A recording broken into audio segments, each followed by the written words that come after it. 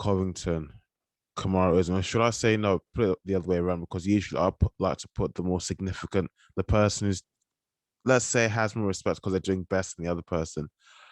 Kamaru and Colby Covington. Yes, you could put it that way. He is the champion, and he did beat Colby the last time, so he would be doing better than Colby at the minute. Oh yeah, definitely. I was just a few hours ago. I was just on my way back from work. I was listening to an interview that Colby Covington was having with the so trying to mention too many names, but he was having an interview with some other guys on another podcast, and yeah, okay, it's no secret. It's an act that he puts on for just to sell fights, and to, he was gonna get cut from the UFC, and it was basically more or less, though Usman wasn't there to listen to, but of course he must have heard about it by now. It was trash talking and just disrespecting Usman, saying it, just just doing what what he does to sell the fight. Yeah. But I mean, looking at the last fight, yeah, it was a good fight. It was a close fight. I mean, Covington really was eating some shots there, and because Usman was throwing some really dirty shots back, was at UFC 245, and it was a close match. But again, I mean, for this for their rematch, which is more or less what's going to be, something tells me just Usman still has the upper hand. Yeah, I think so. Especially, I think since then he's actually changed his training camp, and he's with Trevor Whitman now, improving on his striking. Because if you see, like, obviously him and Cole is two wrestlers, and they just went toe to toe for 5 rounds until it got stopped. And obviously in that interview that you referenced, it was with Submission Radio, the two Aussie guys. No, I know. Who are just so no, I don't mean to interrupt you. Hate talking over the other person. It's just that I try not to mention the other the other yeah. Sorry. No, it's sorry. Okay. It's okay. If if you're gonna say it, say it. It doesn't matter. Yeah.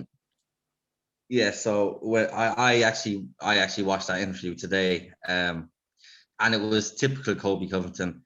Early stoppage, this, that, the other. Colby, it was actually it was close. It was probably the hardest fight Usman has had, I think, in terms of competitiveness. Like, if you look at when he fought Gilbert, he put him out with a stiff jab. He cleaned Masvidal out with a lovely hook, or it was a straight, I think. And it was, I think I was looking at stats earlier of significant strikes in one fight against Usman, and Colby has double. So whoever was next, I think he had 144, and whoever was next was Jorge with 68 or something like that, in the 60s. So he had double the amount of significant strikes. So, but I think Kamaru has improved more. He's had 3 fights since then, 2 with Jorge, 1 with Gilbert. He won all 3, obviously, 2 knockouts and 1 decision. And Colby's just had the 1 fight with Tyron Woodley, which was a 5th round, which he was convincingly winning, which was the 5th round, the rib injury then to Tyron, which stopped the fight. I don't know. I like Colby Covington. I'd like to see Colby win. I don't know. I just like his shtick. I like it. I get it. There's a way he talks that makes it, as in, okay, fine, you may be talking from your perspective, you may be saying that you like him because maybe you like his personality. He's also known to be outspoken about politics, even though they usually say it's best to just keep staying in your lane, and just, if you're a mixed martial arts fighter, if you're an athlete, just stick to what you're doing, just keep your mouth shut, keep your head down, and just stay in your lane. But he's also involved with, like, Candace Owens about to do another interview. I think, is it tomorrow or sometime later on this week or the weekend, whenever. But he I think in that interview, the first one he did with Candace Owens or so, I think people saw different sides to him, that actually he's not just a person in the ring that's so disrespectful. So there's another, he's quite articulate and quite into politics, and actually, he's in touch with what's going on outside of mixed martial arts, that sort of thing.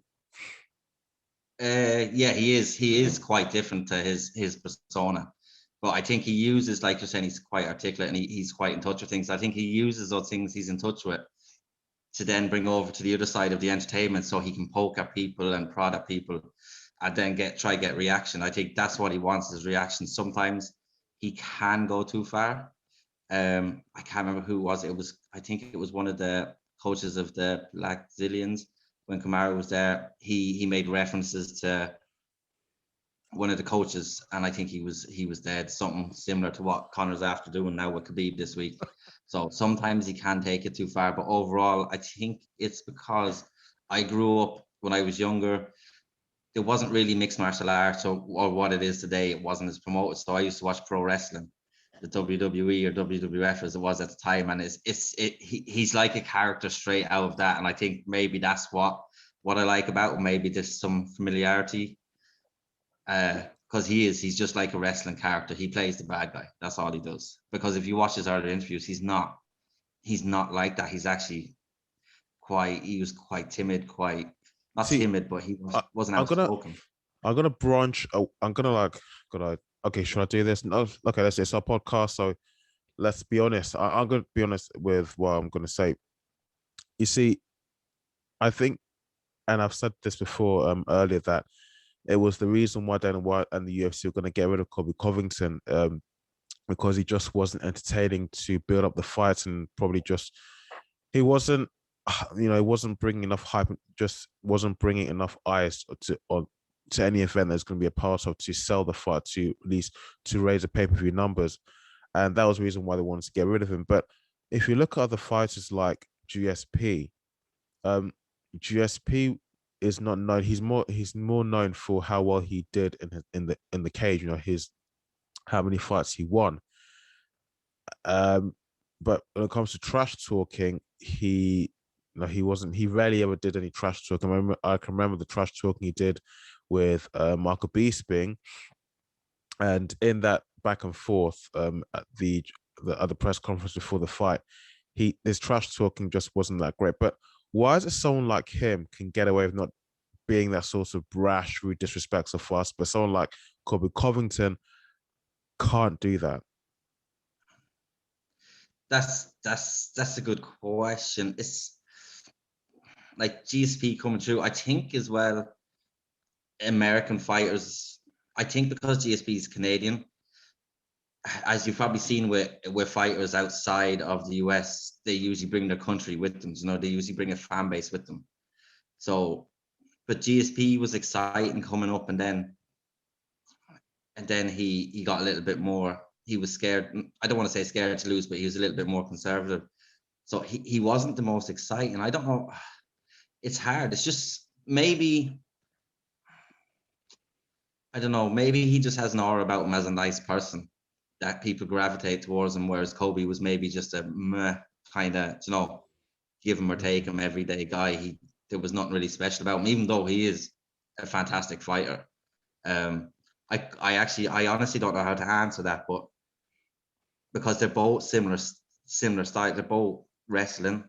I think this one won't be so much wrestling. I think this will be a fist fight again.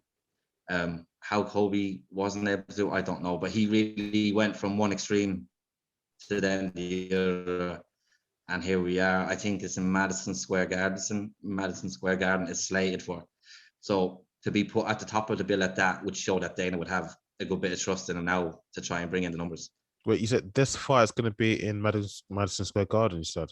That's the venue that they're talking about for this one in November. Yeah, I think you're right. Yeah, probably is, because I watched in that Submission Radio interview, I think he said that someone mentioned or said something on the lines of Madison Square Garden, which is almost like they use the word the palace of combat sports, to do in such a place, such as a venue such as that. It's awesome. So it's going to get a lot of eyes on. Must be a really, really entertaining event. It's going to use a venue such as that one. So, yeah. But in the fight that they had before, Covington and Usman, like a UFC 245, good wrestling, but that fight, they just never took it to the ground. No one did any takedowns, just stand up all the way. Yeah, which was strange. You thought maybe they both thought they'd even each other out on the ground. Maybe they both didn't want to go there in case the other one got advantage, and they didn't want to lose by shooter wrestling. So they both were confident in their stand-up. Whereas Kamaru's got more power punches, whereas Colby puts more on you. So he's more pressure. He comes in flurries. His cardio, both their cardios are unbelievable. So I don't know. Colby was talking about wrestling in this one. I don't see. I think it's going to be another one, unless they both end up trying to play it safe. But I don't think so. No, I doubt so. They're not going to play it safe. No, for the fact they're gonna, again, for the venue that they're gonna choose for the event, they know that they have to put on a really, really good fight, or the fight fans not be happy. And for the fact that these two guys, I know you say it's an act for Colby Covington, but something tells me these two guys just do not like each other, especially Usman just doesn't like Covington. No, I don't think Colby likes him, and I think, well, whether it's an act or not towards Usman, I think Usman really dislikes him because, like I said earlier, I think it was his coach that he referenced about the debt. And I just think Usman thinks he's a piece of, like, he's a scumbag. So he says things that he shouldn't say. So I think there is hatred between from Usman towards Colby, and especially his manager, Ali, who seems to get involved in every one of his fighters' beefs. He seems to have a hatred for Colby as well. I think there was an altercation in one of the Vegas hotels before the fight, or in the casino before the fight as well, with Ali and Kamaru and Colby. Something happened. I can't remember exactly what. No, was it? But no, go on, finish. Go ahead. No, I was nearly finished anyway. So I think it was those three. I think something happened between those three. Was it those three at a Vegas casino?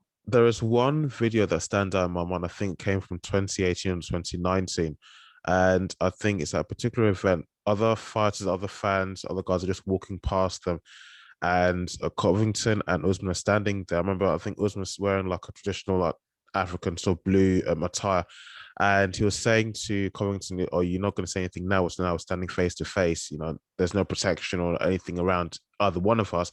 And Covington is just standing there looking at his phone, just trying to seem to distract us, like as if to say he's paying attention to something much more important. But I think Usman's if that's what you're talking about, I'm not sure if it's correct. No, it wasn't that. It was another incident. But I do know the incident you're talking about, because I think Stephen Wonderboy Thompson was standing in between them, and I think Stephen Wonderboy turned around like to think, is he talking to me? And then obviously he looked and he seen Colby like that. I think he was referencing, "Oh, you're all the big guy on Twitter. You're all the big man. And when it comes to face, look what you're saying. You're saying nothing," which goes to prove that it's all an act. It's all for the cameras. It's all for show. Once you get at the back, it's a different story. He's not that guy. I mean, come on, Usman must know that. There's no way that, doesn't he know that he must know that his nemesis is doing and saying all those things just to sell the fight for both of them, for both their sakes, because it brings in more money for them. The fight person will be bigger. True, and then Usman doing that then helps sell the fight as well. So, he should know that, but like some things you can't really say. Like, well, you can say, they say everything's fair in love and war, but there's some things you can't say, and I think Colby's gone over the line with him a couple of times on some things. So I don't think he likes him. I think like, he literally broke his jaw last time, and like, when you look at Colby, like, how tough do you have to be to fight through with a broken jaw? So yeah. I think it's going to be a cracker of a fight. I think if it is going to be in a MSG, I think the card underneath it is going to be absolutely stacked as well. I think it's going to be a killer card.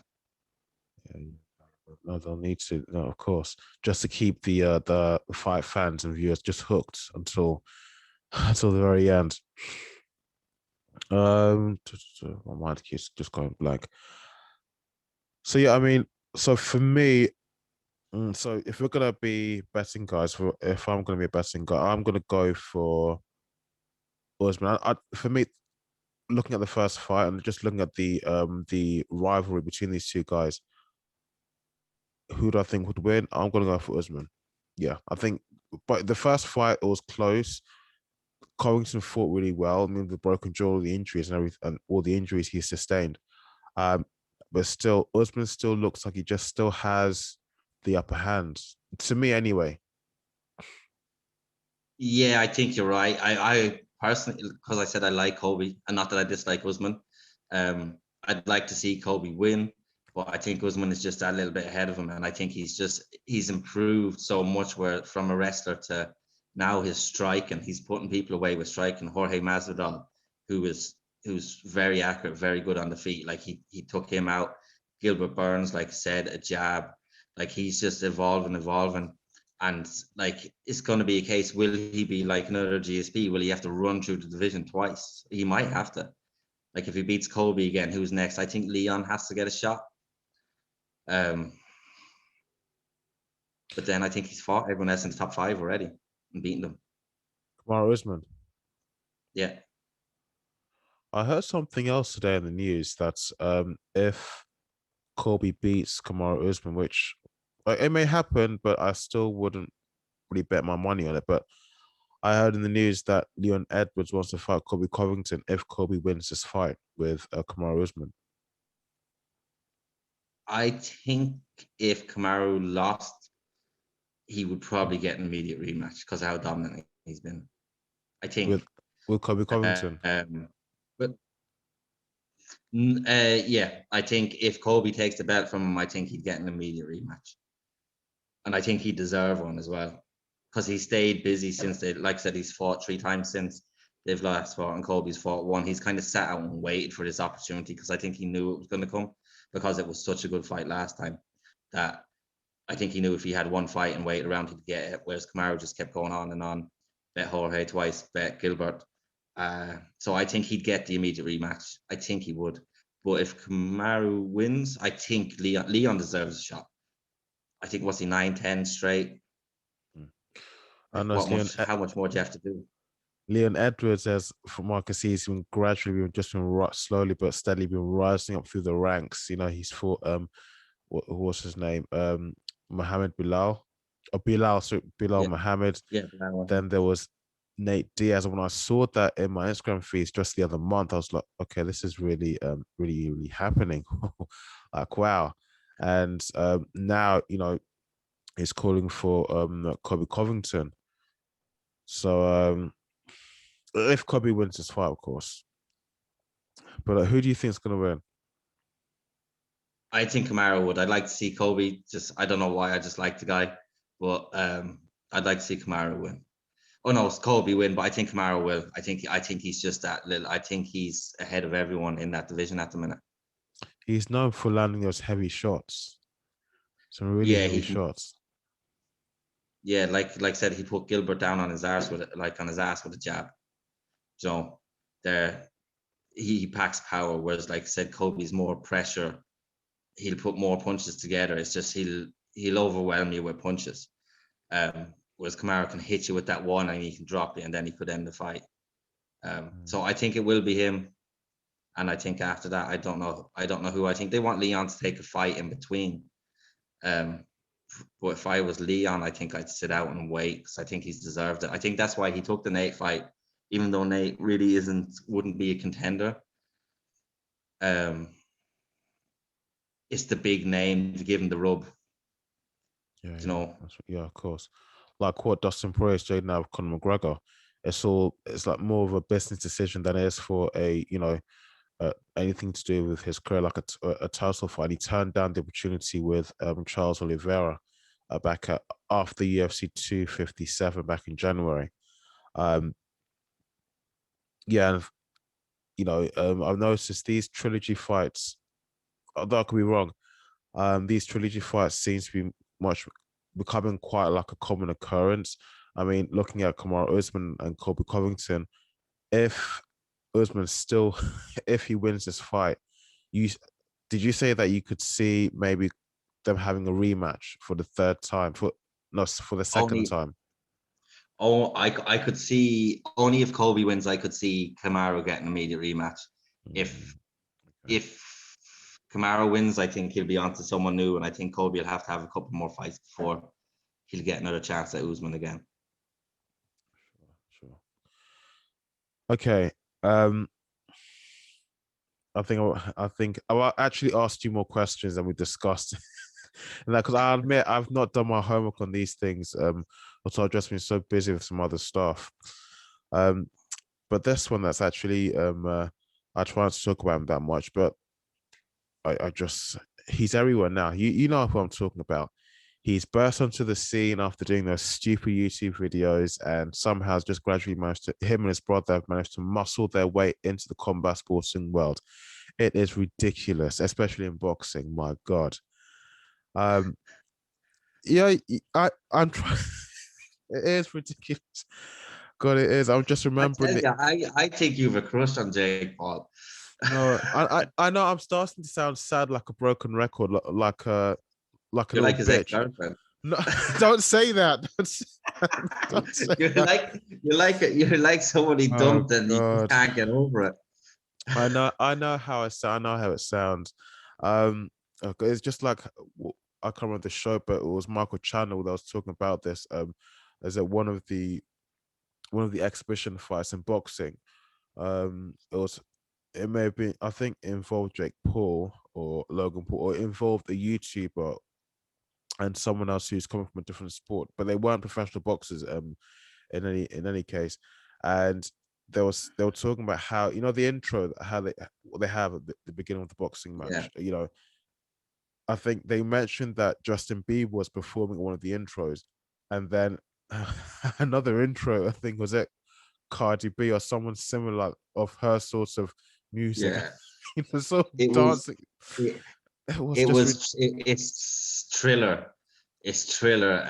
It was in between every fight there was a rapper or some sort of act, and it was horrendous to watch because it wasn't the conventional UFC or boxing kind of event. It just felt really trashy. I want to say trashy. I don't know if that's too harsh, but Marco it Chandler didn't really concurs with appeal you. to me. Sorry, man, I've got to Um, stop like interrupting you. no, you're fine. Like why do you need Justin Bieber? Why do you need unless like at UFC for some reason Conor McGregor or someone wants to have Justin Bieber sing them out, maybe, yeah. But to have like Conor McGregor did with Sinead O'Connor for was it the Alvarez fight in MSG? He had Sinead O'Connor perform live. Like if you're gonna do something like that, maybe, but you're not gonna be looking for the caliber of Justin Bieber. I just think it's trashy. Like how much money did you pay all these artists as opposed to giving that money towards some of the fighters lower down on the card?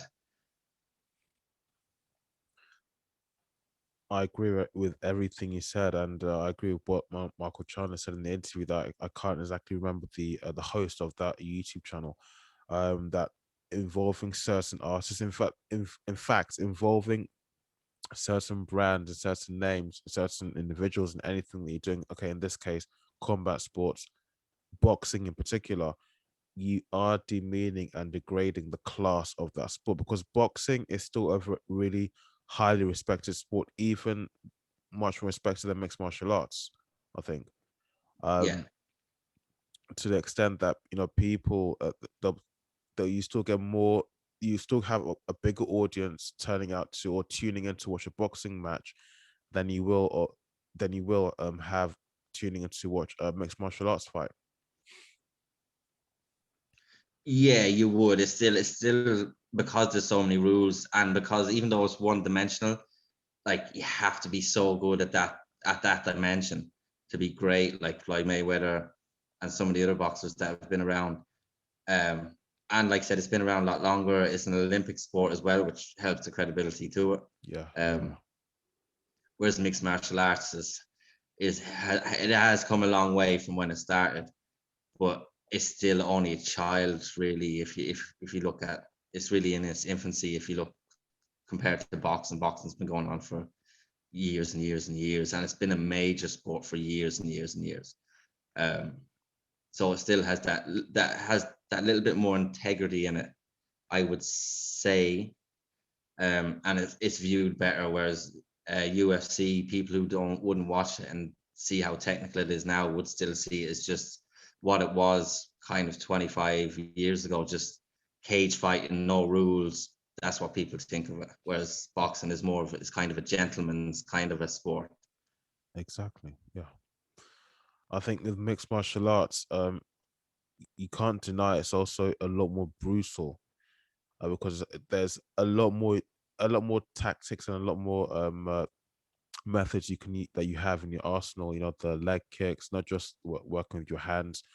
You also work with your feet, your whole body for clinches, for takedowns, all those arm bars, and those leg locks, triangles, knees, flying knees, jumping knees. There's a lot more attacks. So it's a really, really seriously brutal sport. Whereas in boxing, it's a lot more narrowed down. So in boxing, there's a lot less that you can use to go on the offensive with your opponent. Yeah, but imagine that's why you're referencing how brutal it is, like the KOs and the leg kicks, and it is quite brutal in UFC. They've got the smaller gloves though, so knockouts are more like they happen quicker and they're more decisive. Whereas you've got the 10 ounce in boxing, or depending on what weight class you're in, like you could be constantly hitting someone as well. So I think they are more brutal. It is more brutal in the UFC, but I think overall for brain damage, I want to say it's probably worse than boxing, because you're consistently getting hit, even though it is with a bigger glove. You're only getting kind of hit into one area. Mm. Yeah. Well, well, yeah. I think there's more. Let me get this right.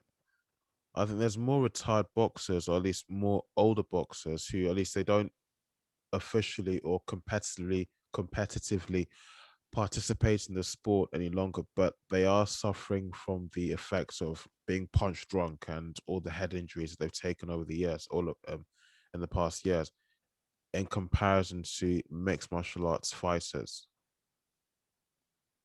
Is that a fair Yes, judgment? yeah, that is a fair point. Because you obviously seen Muhammad Ali towards the end, and like I said, there's a host more boxers like that. But like I said, I think with that, I think we're gonna have to wait for another decade or two to see that in MMA. Because like we've said, it's only really in its infancy. It's only 26, 27 years around now. Yeah. So a lot of those fighters are still youngish men, or not youngish men, but they're not old men yet. So I think it'll be over the next decade or two that if there is serious effects, that's when we're going to start to see it. We're not going to see it right now. Yeah. That's true. Now that I really think about what you just said there, you make a lot of sense. But So no, go ahead. no, so Jake Paul and Conor McGregor, that's what you wanted to get onto, yeah? Um, look, this guy Jake Paul. Well, first of all, before I was getting tongue twisted. I was surprised when I saw the pic in when I saw the post in my Instagram newsfeed, and I thought, okay, you're already talking about fighting Conor McGregor. Um, well, you need to get past Tyron Woodley first. Not to say that it's going to be like I think, is that going to be? No, it's not going to be an exhibition fight. It's going to be a proper boxing match that counts towards his credentials, his record. So that's the reason why he demanded for that clause, the rematch clause in the contract. But I mean, with the way Conor McGregor is now, I mean, he's lost to Dustin Poirier twice now. So, okay, fine, we can say that the second time his leg just gave out on him just without warning. Just wondering just how that happened. People coming up with so many all sorts of excuses. I think even he was saying, Conor was saying something like, "Is it due to what what was it? Do you remember what he said? Is it He inactivity or said he had a pre-existing that's it? in like Yes, yeah, he said it, he injured it in camp. But then people were pointing out where it was checked maybe, or hit the elbow, or hit there. Regardless of what happened, it happened, and it is what it is. But with him losing twice to Dustin. Dustin's elite though. That's the thing. People are saying Conor hasn't won. He's won one fight over Cerrone in the past 5 years, but he's only fought 4 people, 5 if you include Floyd. He's fought Khabib, who no one's beaten. He's fought Dustin, who is probably the best lightweight at the minute. Although he charged, I think, looking for that, and he's fought Cowboy. So he's not fighting Sorry, I think my internet connection like is he's going out fighting a the little bit. elite. So Your internet connection. A little bit, yeah. But I think, can you hear and see me okay? Yeah. Great, that's right. It must be Yeah, I from my can. end. Yeah, it looks okay now. Great. But you were saying about Conor. He has not finished what you were saying. Yeah, he's fought elite people. But would a Jake Paul fight be a bad thing for him? Probably not. He'd probably take home pocket full of cash. You're not going to have to go and face a killer like Dustin or someone like that. Someone where, like you said, it's more horrific. Not more horrific. It's more gruesome, horrific. The injuries are more. You've more ways to get injured, I suppose, like I said, in the UFC. Whereas if he goes in with the straight boxing with Jake Paul, like he's only the one aspect to worry about. He's probably going to pick up a pocket full of cash, and he'd walk away. Hopefully, what happened to him against Dustin will happen to him again, something freak like that. Like he'd walk away relatively unscathed. It won't be. He won't be seriously injured from a boxing match with Jake Paul, I don't think.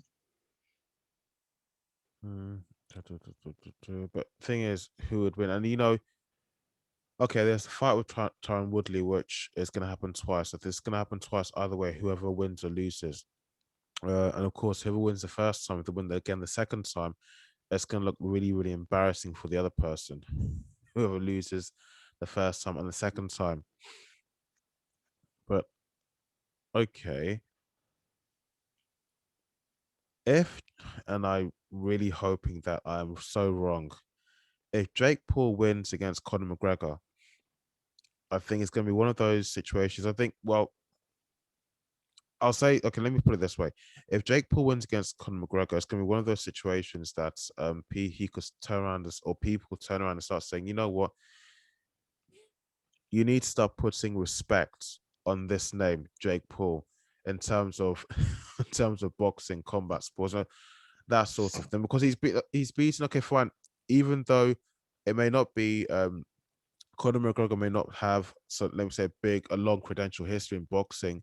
He's mainly known for his credential history in mixed martial arts, but he's a big name in combat sports. You can't deny that. And if someone like Jake Paul beats someone like Conor McGregor, well, it's going to really boost Jake Paul's standing power and name power in combat sports. In boxing, I think a lot more people know who he is, and whenever he fights, a lot more people are going to tune in to watch him fight. Would you agree? Yes, yeah. Because Conor McGregor has that mainstream appeal. He's not just UFC. He's not just boxing. Like I think we talked about before, he's a brand. He's global. He's worldwide. So if you get that rub off Conor McGregor, more people will start watching the fight. But if Conor McGregor loses to Jake Paul, what's that do to Conor McGregor? Exactly. If the fight goes the other way, my God, Conor McGregor it's going to look so embarrassing. The way he's lost to Dustin Poirier, let me say that properly, twice. And who knows how the fourth bout is going to go. If he loses for the third time, I think people start calling for retirement, full stop. That's my opinion.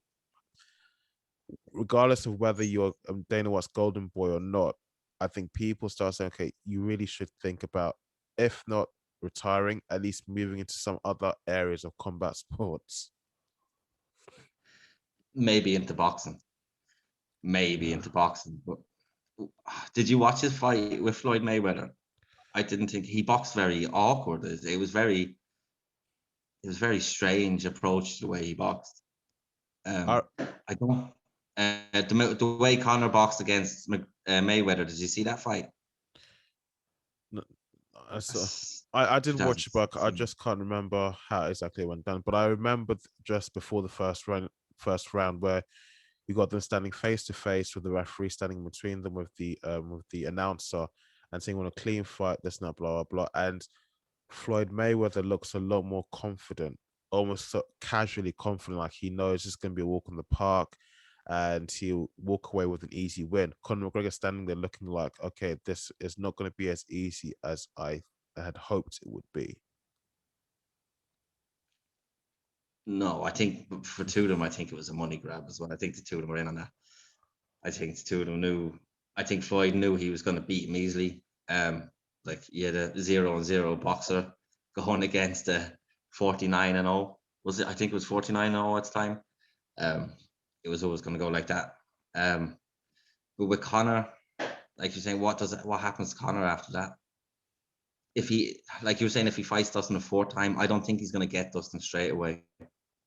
I hope he doesn't, because I feel Dustin's going to fight Charles for the lightweight title, and just say Dustin wins. Does that mean Conor automatically gets a shot after losing 2 fights to Dustin? Does he automatically then come back and get a shot off an injury?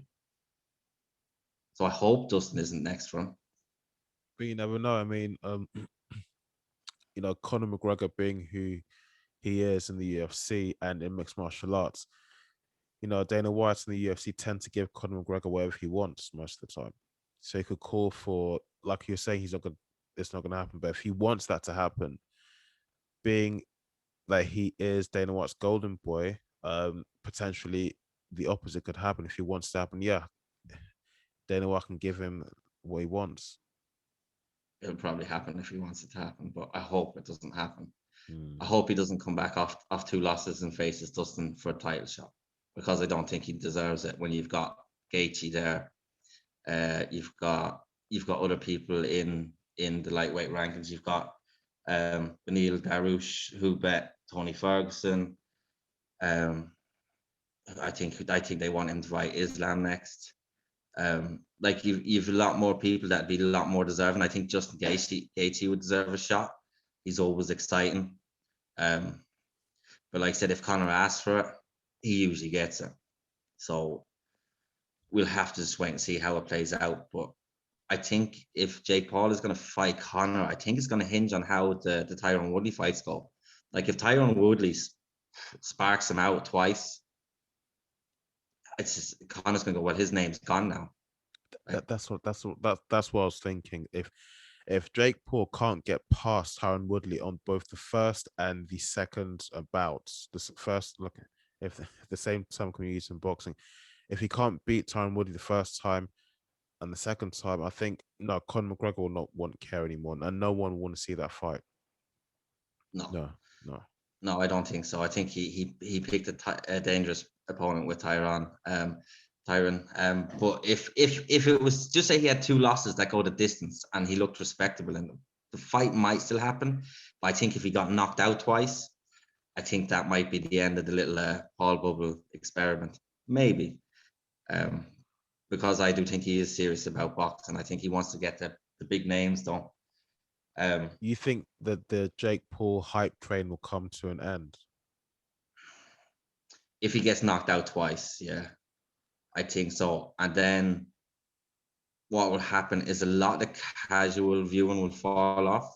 And if Jake Paul really wants to go into boxing, he'll continue boxing, and then we'll see if he wants it. Because by all accounts, from what I see and what I hear, through different accounts on Instagram or news or whatever, he does train hard. Him and his brother in Puerto Rico, they do train hard. But if he gets knocked out twice, is he going to want to keep going? And if he does want to keep going, if he did get knocked out, well, props to him. Then you can tell he's serious. But we just have to wait to see how this fight turns out with Tyron first, because I think even looking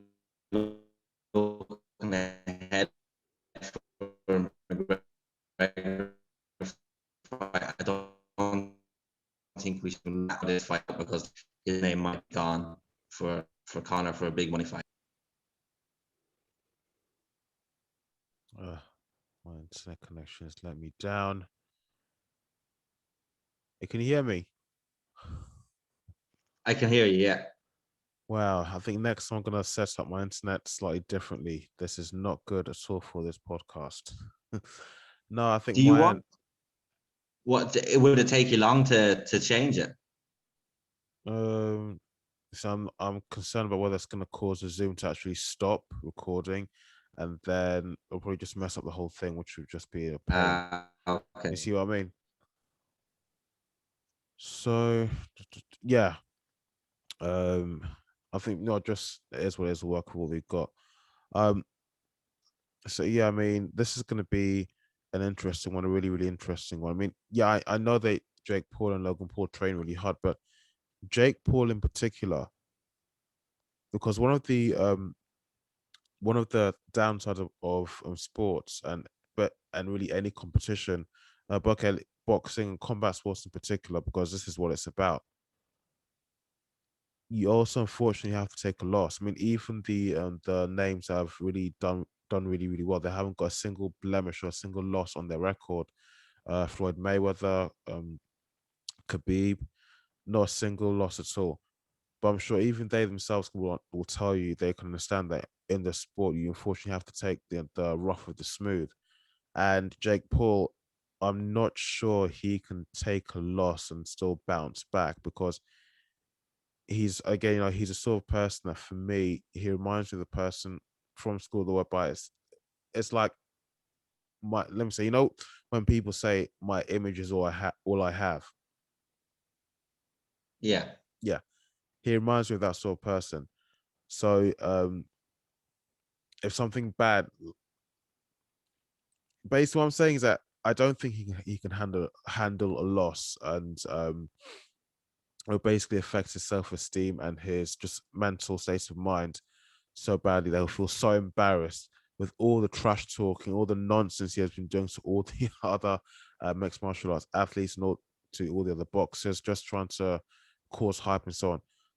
I think that'll mess with his head so badly, he'll just pull out. I mean, if he loses to Tyron Woodley the first time and then loses again the second time, I think that's really, really going to dent his ego and his confidence. He's just going to say, this wasn't for me. He's going to go and start doing something else.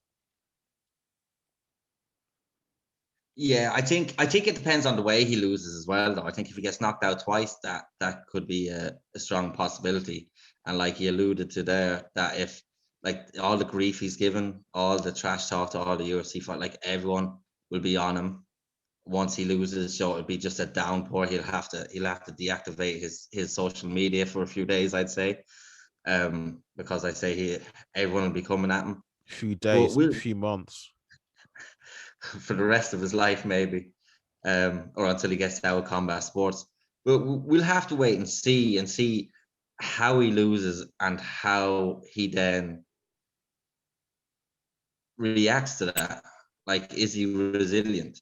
Like, we've never seen him face adversity in a fight. They've all been pretty one-sided. So you've never seen him get hit cleanly.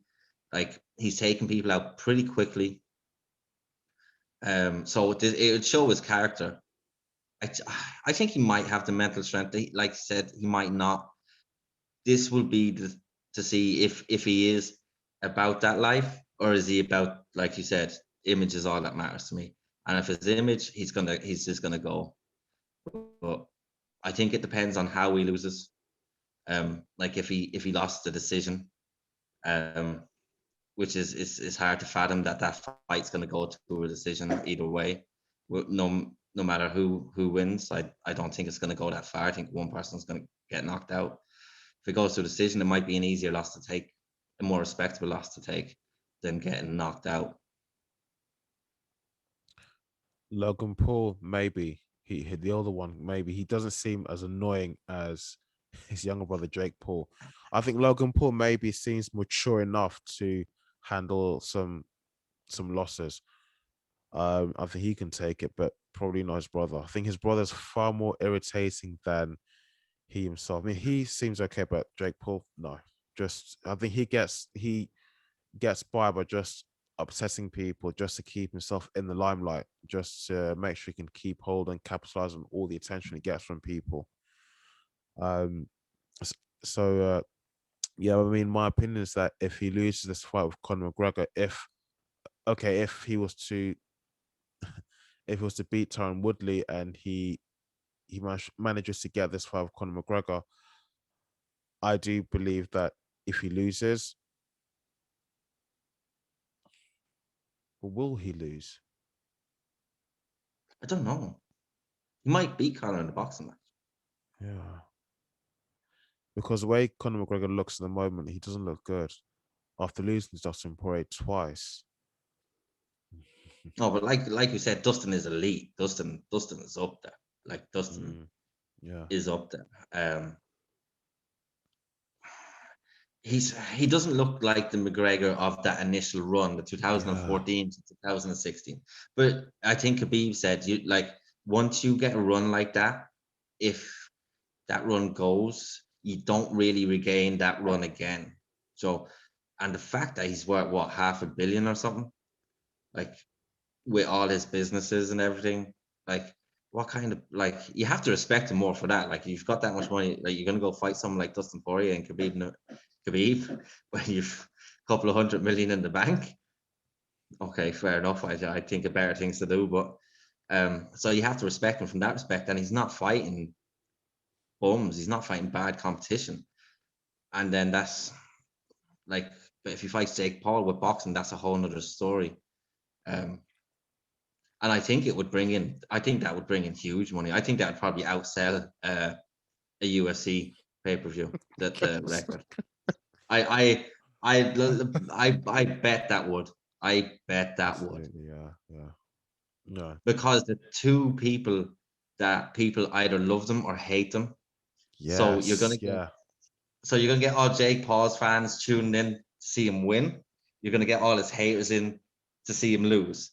And on the other side, the same with Conor. You're gonna get Conor's fans in that want to see him win, and then you're gonna get the people who want to see him lose. So you've four types of fans there that you're gonna get in, and then you're gonna get in a casual, like, well, most of them would be casual enough with Conor McGregor. I hate using that word actually. But you're gonna have more of an interest in it overall because they're gonna be like, people who don't know of Jake Paul, like, who the fuck is this YouTube kid fighting Conor McGregor? Like, so I reckon it'd sell quite well. I reckon it would. Would it beat all the UFC ones? No, but I say it might be in the middle there. I reckon it'd hit maybe 1.5 to 2 million pay-per-view. No, That's it might. my prediction. I mean, whoever the promoter is going to be, they're going to make a lot of money. They're going to make a shit ton of money. My God. Yeah, the other question, the pay-per-views will be through the roof. Probably be the biggest pay-per-view buy in boxing history, or at least combat sports history. Um, but okay, if this fight was to go ahead, though in future things would change, I'm gonna put my money on, and I can't believe I'm saying this. I think Jake Paul's gonna win. You think Yeah. so in boxing? Oh my Uh, God. I'm gonna. Jake Paul could win, but that would. But you saying that would then say that you think that he's a decent enough fighter, or do you think Conor's that bad at boxing? Yeah, but the thing is, there's something that I've learned. Stop. There's a terminology that is used in mixed martial arts, probably using elsewhere in combat sports.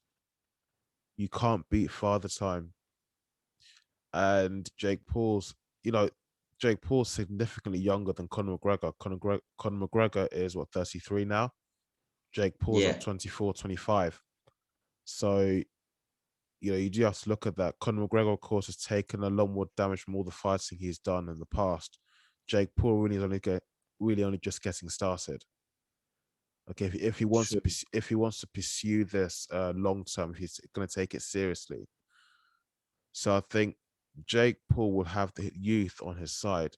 Conor McGregor's not old, but in terms of sports standards and the fact that he's been in combat sports a lot longer, he's taken far more abuse, physical abuse, in the past than Jake Paul. I think Conor McGregor has that working against him. And we already saw what happened, but in the last bout with Dustin Poirier, how his leg just literally just collapsed Yeah. beneath him. That was just mad. I mean, I asked you in the last podcast, how can your leg just maybe snap in half like that, but you just maybe standing on it? I think he said he had a pre-existing injury before. Listen, I don't buy that. Something else must have happened. That's because I was saying your I bone was rotting, and it just gave way at the last minute. It's all the proper 12 whiskey rotting his bones. That's what it is. Um, I've no idea. I'd say it could have been pre-existing. It could have been. He could have, something could have happened during camp. I think maybe one or two the checks on the elbow as well. But if he did have pre-existing, why did you go out and start kicking? Why did you use kicking as your main weapon for the first minute and a half? Like if that was the possible, like if especially if you know down there as we, if he does check it, that's where he's going to check it. He's going to check it just above the ankle. So I don't know. It's a strange one, but how it just broke, it wasn't nice to watch. It was just strange, man. I was just looking at the highlights and just, what just happened there? He wasn't touched around nothing. He wasn't touched around the ankle, around his shin or his calf, nothing. And he just was just standing up and just out of nowhere just fell to the ground. Just ridiculous. And it didn't look good at all. So it just raises questions and suspicions as to just what the hell is going on, what's wrong with him, what's wrong with his body, and his overall health.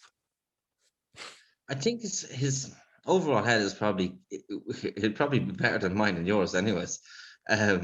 But I don't know. I think it was just a free. I think it was like I said. There was probably issues in the camp.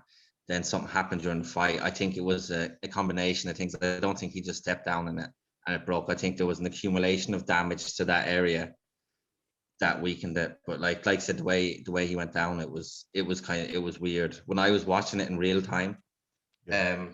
I'd seen him because they go together for punches, I think, and then it's when he steps back. And I thought he actually got caught and he fell down and just cowered. And I was like, did he just fall to the ground and give up? And then it wasn't until I seen the replay after I went, oh no, fuck, he broke his ankle. So I don't know. If him and Jake do fight, who would I put my money in? Probably Jake Paul. I want to say Conor McGregor, but probably Jake Paul, because he's going to be he's training solely in that. If he has been training for the past 2-3 years, he's been training solely in that, and he would have proper coaches in with him. And like when he first started this campaign, I think Conor McGregor was the first name on his list, and then I think he realized he would have had to fight a couple of names to get McGregor. So, like I think Jake Paul, this is the fight he's been aching for from the start. Maybe he's saying it just to get buzz around this Woodley fight as well. Maybe it's not true, because you never hear anything from Conor's side really about it, because Conor usually ignores him when he calls him out or when he doesn't really address him. So I don't know. He's probably not even in talks with him. He's probably just building more hype around himself. Well, like I said before he gets to Conor McGregor, he has to get past Tyron Woodley, and has to get past Tyron Woodley twice, and that is of his own doing. He asked for that. So again, let's see what happens. And if he beats Tyron Woodley, it's gonna boost his confidence too, that he can beat Conor McGregor. And again, that's if Conor McGregor wants to fight Jake Paul. So it'll be interesting. It'll be an interesting fight. So wait and see what happens. Yeah, it would be if it happens. I want to see Tyron first, and then once that fight is over, we'll probably discuss this again, the Conor McGregor, because I'm pretty sure if he wins, he'll call out Conor McGregor there and then after the fight. No question. I say you can't wait. You can't wait. All right. UFC Vegas 33 now. What caught my eye really is the main event, URIAHHALL versus Strickland. So you want to go first? Who do you think would win? I ain't gonna go with Uriah Hall. He's been around a long time. He's got quite more losses. He's got a lot. A few by KO. If you remember did you ever see his Ultimate Fighter KO? It was probably one of the best KOs ever on the Ultimate Fighter. But it was pretty scary as well. I think he's just. Sean Strickland said something recently, and it was a bit political, and I'm not going to get into it. It was about the Palestine thing, and just it kind of rubbed everyone the wrong way. So I think a lot of people want to see him beaten here, but he's quite good as well. He's good at controlling and putting the pressure on. I'm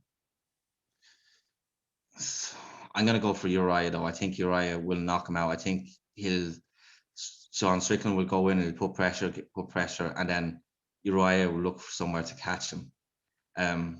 Because his previous fight was obviously Chris Weidman with the broken leg, and he holds the record for that, the only fighter to ever win without throwing a strike. And then before that was Anderson Silva, he won. And I think Sean Strickland's on a little bit of a 2 or 3 win streak as well. But I'd like to see Uriah win. I think Uriah might, but I think you need to see what kind of, because he's one of these guys, he gets 1 or 2 good wins, and then he gets a loss and maybe another loss, and then 1 or 2 wins. No, he always goes up and then comes down. So you'd want to just see what kind of mentally, what way he's going into the fight. If he's got confidence in himself, especially with the last fight, how it ended, he didn't really get to showcase anything. So maybe he's going to try and showcase this here now. But Sean, by no means, is going to be an easy fight for him. Yeah, I agree. I agree with everything you just said there. Watching Uriah Hall's last fight, which I can't even remember who it was against, but it was Weidman. It was a broken leg. Yes, no, not just now, but before that, because that fight ended too soon. Because I want to watch a fight whereby you can actually see what the fighters like, how do they perform, how they go on the offensive, how they go on the defensive, what they're like on the ground, how good their ground game is, how good their stand-up is, and that sort of thing. So you get a really good feel of what this fighter is like when they're performing, when they're competing. So I saw the fight before the Weidman fight, and Uriah Hall looks like the sort of person that, he's really firing the cage and really puts the offensive on you. Sean Strickland, I've got to say that when I saw his last fight, not even going by how he fought, but the entertainment side just wasn't really there in comparison to Uriah Hall. Uriah Hall's like, okay, you see him fasting just for the first few 10 to 15, 30 seconds in like your hooks. You want to see where this goes, you want to see where he takes it. So yeah, like you said before, my money's on him to win this fight against Sean Strickland. And I hope my analysis makes sense, and I hope Sean's not flashy. He does the basics, but he does them very well. He's not over the top. He does the basics, and he's effective if what he does is more like a labored performance as opposed to a showpiece performance. Yeah. No, definitely. Okay. Bellator 263. This is not the this is the one that I made that silly mistake in the text that I sent you. I say UFC 263. No, that's happened really long time ago. I think we talking about Israel again. Yeah. All right.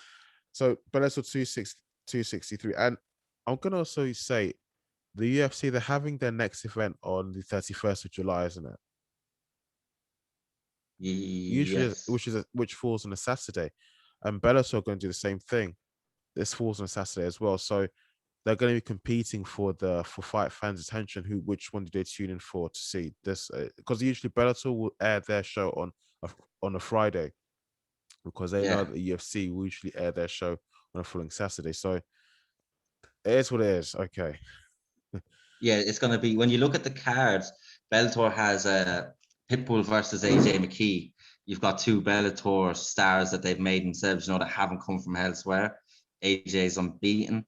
Patricio has been around for quite some time. He's 20 odd wins. One of them a very good TKO of Michael Chandler.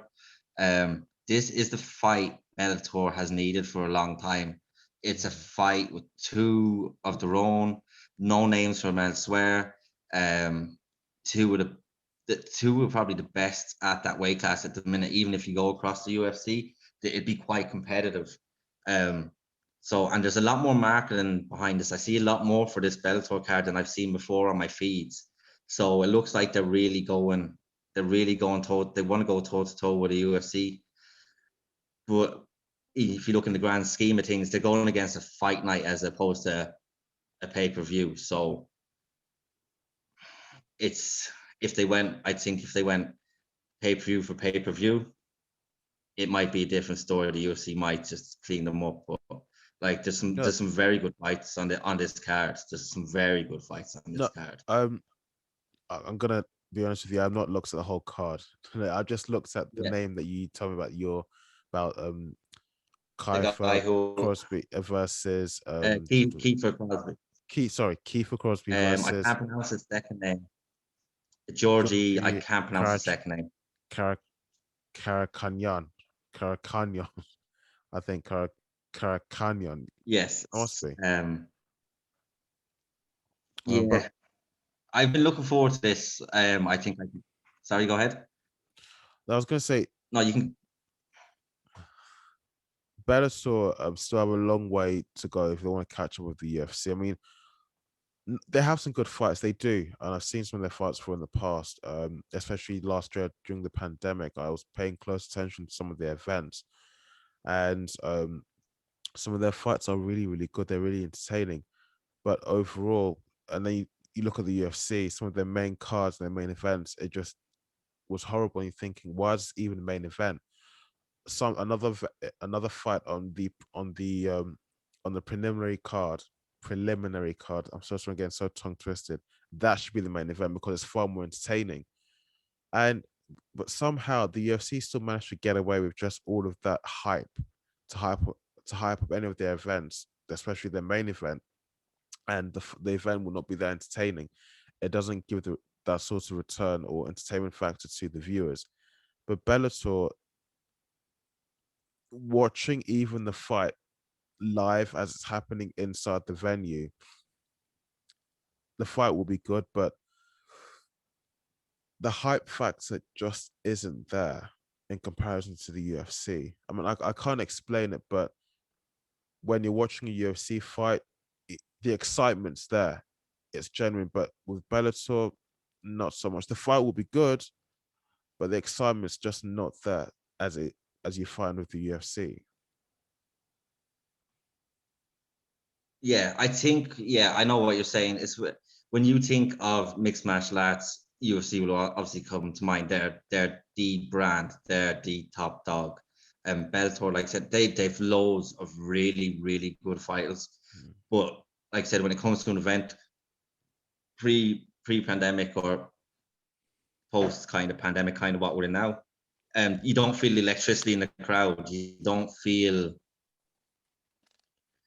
the same intensity as you do for UFC. I don't know why. Like I said, the fights could be even. The fighters could be big. They could be even. You don't get the same feel. But like Bellator have some very good fighters. They do have a long way to catch up. They need a couple. But the two Pitbull brothers are quite big. They're quite good. AJ McKee, who I just talked about briefly. I don't know a huge amount of them. It's something that I've obviously, since I've scaled down work, I've been looking more into MMA, and I've been looking at a lot of Irish lads, and a lot of them actually fight in Bellator. There's quite a few of them in Bellator. So they do need to catch up, but like for standards, sometimes their fights can be better. Yeah, no question. It's like you said, it's just you don't have the atmosphere around the event as you do. And I think a lot of that has to do with, you have to look at their market, and maybe they have to market it stronger.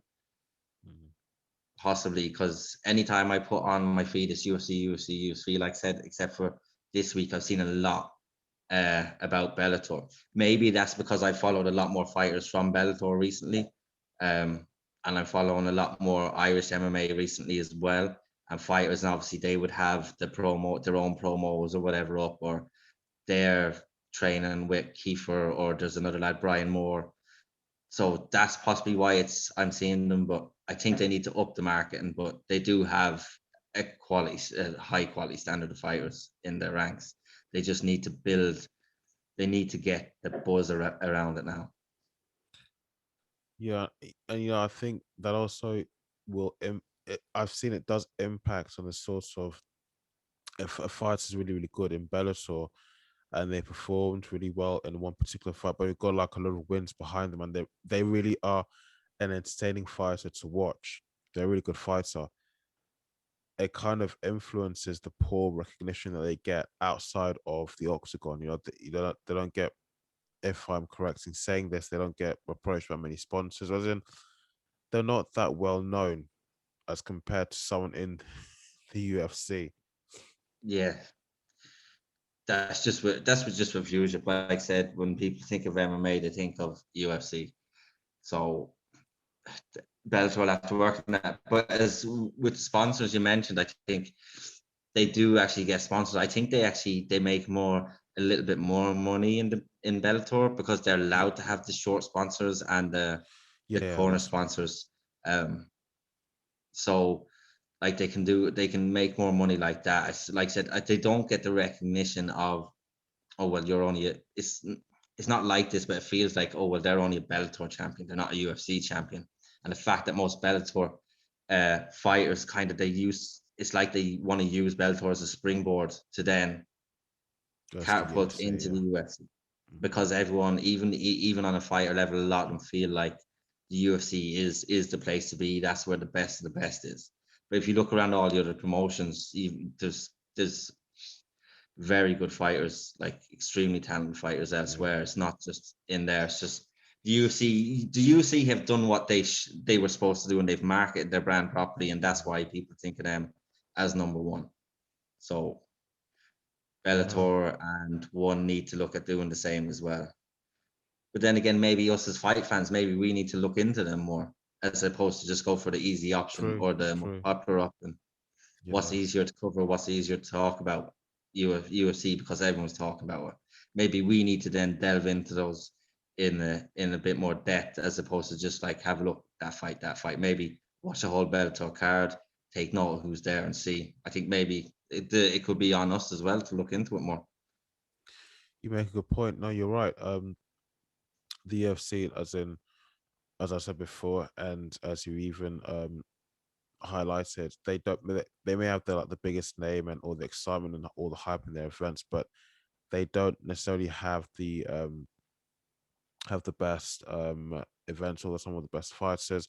And they've come a long way marketing the brand, marketing the sport, growing the sport to the extent that now they're even censoring where you can see any of their content outside of the UFC on Instagram, YouTube, anywhere else. I mean, before you see anything that they've got, any of their past fights, even you've got to pay the UFC Fight Pass. You must pay a monthly fee for that to use. But other promotions such as One Championship, it's free to watch. Even you can watch it. I think you can watch. I think you can watch their fights live for free. I think, is that true? I'm not sure at One Championship, but you might be able to. I know there's one. I think it's a Mexican uh, promotion. It's a Combat Day something. That's actually on Irish TV. We have an Irish and Air Sport. It's like our broadband provider, like your BT. It's like Air Day of Sport, and we actually have that on it. And then I think Bellator we can watch through it as well on Virgin Media.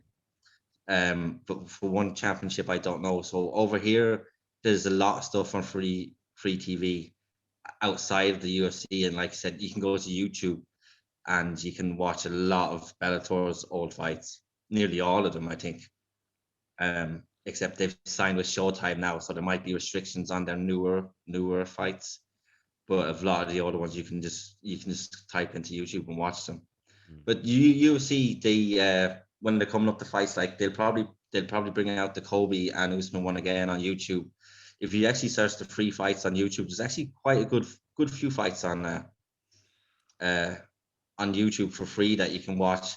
it's usually consistent with the event that's coming up. So when it was Conor versus Dustin, you would have got Dustin and Dan Hooker, let's say, or Dustin and Eddie would have been free on YouTube, and then Conor and Aldo, stuff like that. So the UFC does put them out there, but it's more for a promotional tactic as opposed to a consumer tactic that you can rewatch and rewatch.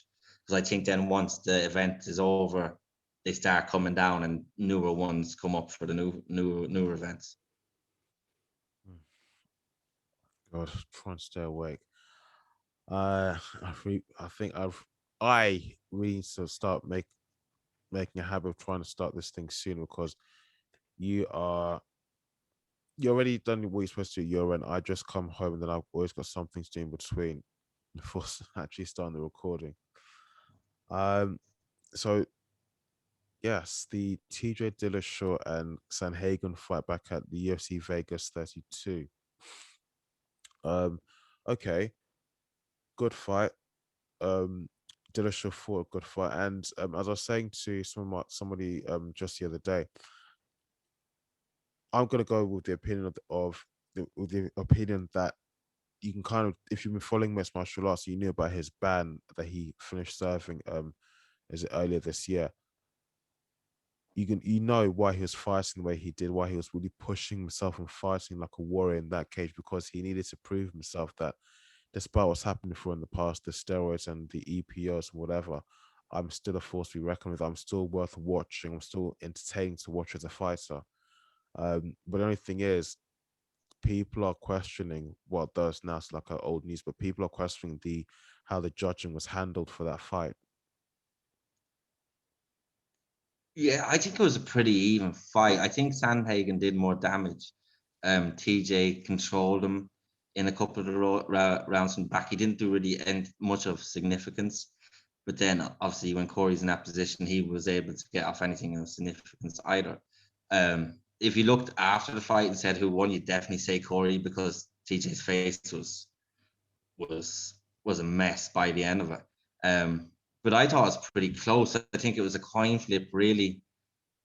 That's what I thought personally, in my own opinion. Like I said, I look at this, I don't know all the rules. I don't know exactly anything, but just I think maybe when I listened to other experts outside, maybe they've influenced then what I think, because I didn't watch it live. I rewatched it, and when I rewatched it, I thought if it went to either guy, I wouldn't have been upset.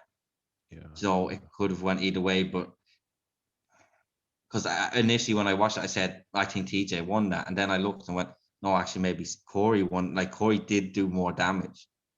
So You see, so if no, I think if I was to actually place a betting, if I was a betting man and actually put my money on it, despite I think you said before in the last podcast that you didn't really like TJ Dillashaw, no, but if I was a betting man, I would say TJ won that fight, because he took more damage, but he at the same time he seemed to like be the person that was really pushing himself and giving it his all and using everything in his arsenal. And he did take he took a few nasty shots from Sanhagen. I think Sanhagen threw in a couple of flying knees there, which he's not known really well for. Yeah. And there was one screenshot that actually showed his knee actually making contact with Dillashaw's jaw. So I thought, yeah, he deserved that win. That's just me.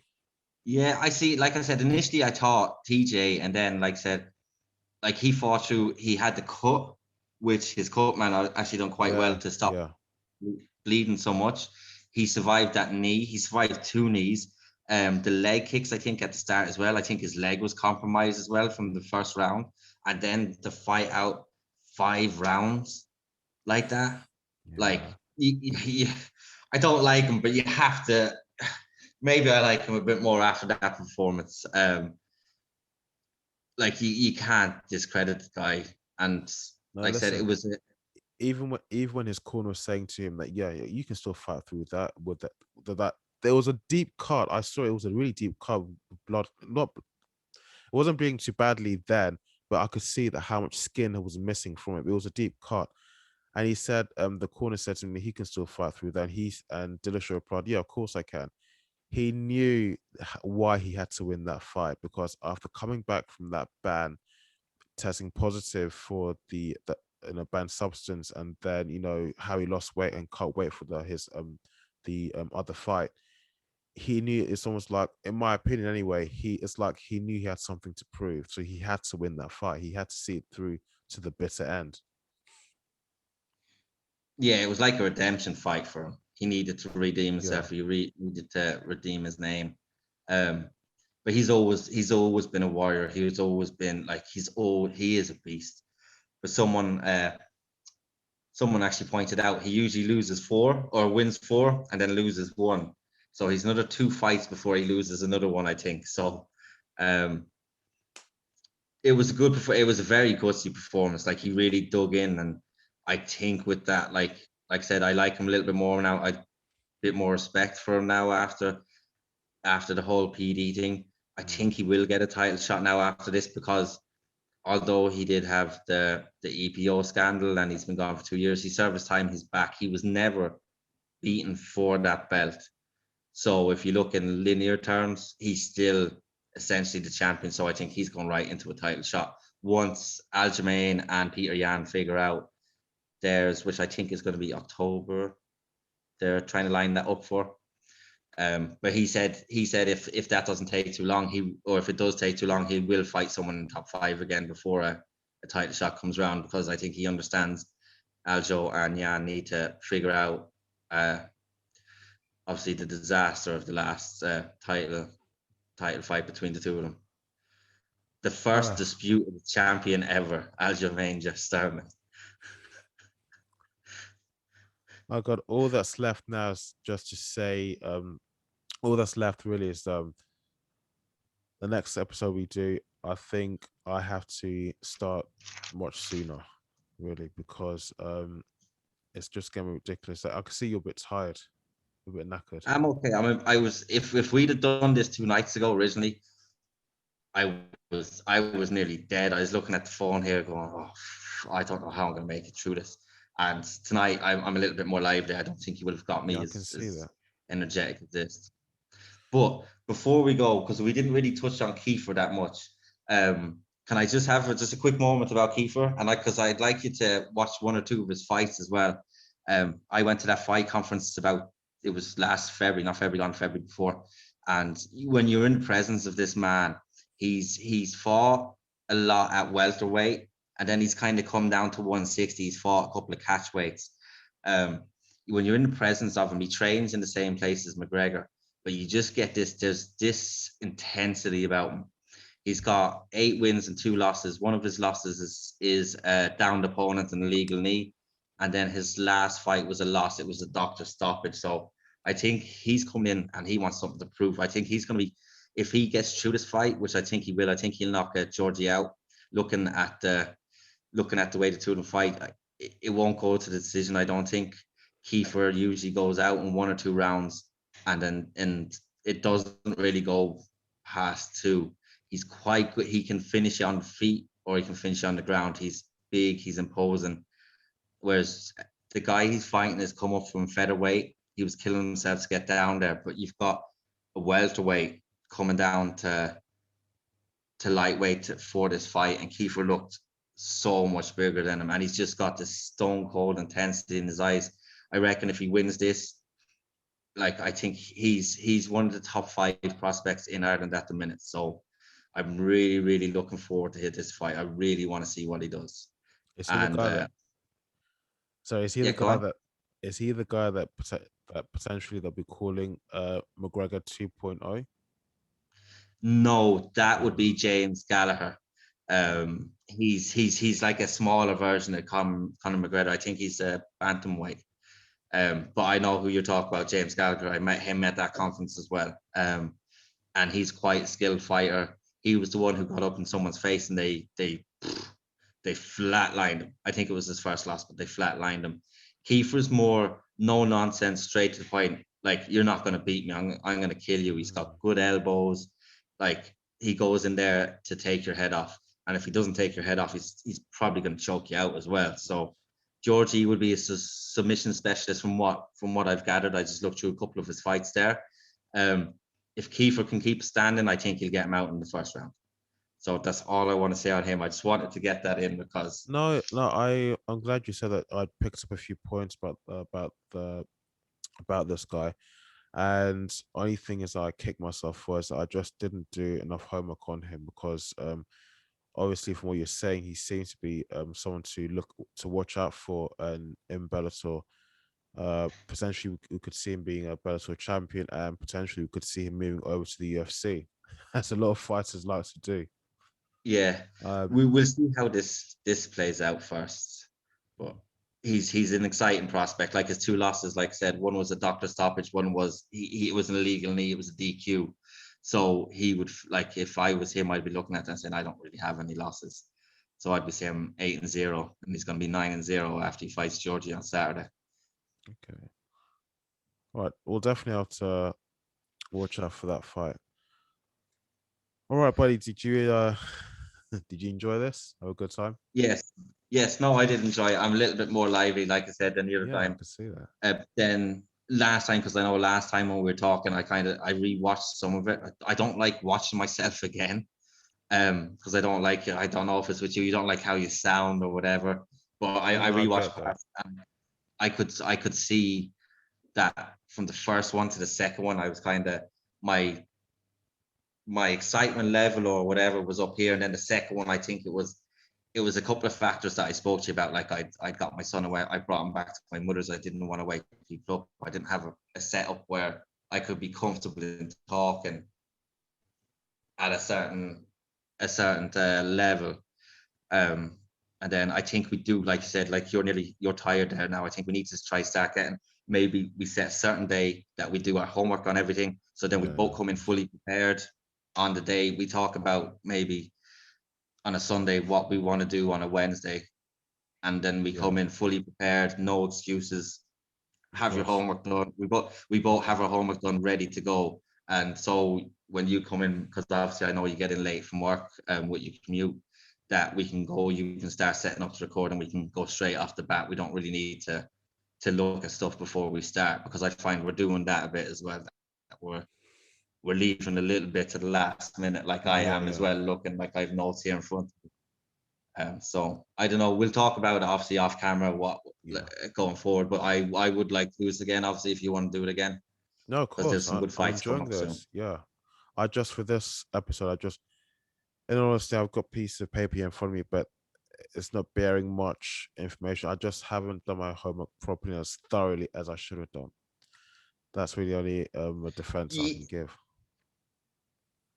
Yeah, but you don't really have to give a defense though either. There's, like we talked about the first time we talked, there's a lot to digest now, and from week to week there's a lot happening, and like we do this for the fun of talking about it and seeing the different opinions.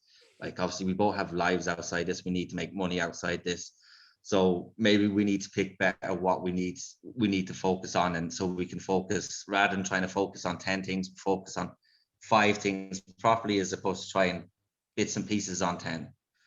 I don't know, but we will figure whatever we want to do in the future and what way we should handle it. So Definitely, of course. All right, we'll wrap this up here. And guys, as I always say in my past videos and podcasts, if you did enjoy this, please don't forget to leave a like. And if you enjoy our content, don't forget to hit that subscribe button. It really helps us grow when you do that. Helps our channel grow, helps the podcast grow. And so until next time, David. I will see you soon. Is it? I see you. I talk to you, but I see you next week, probably around the same day. We'll do this again. All right. Take care.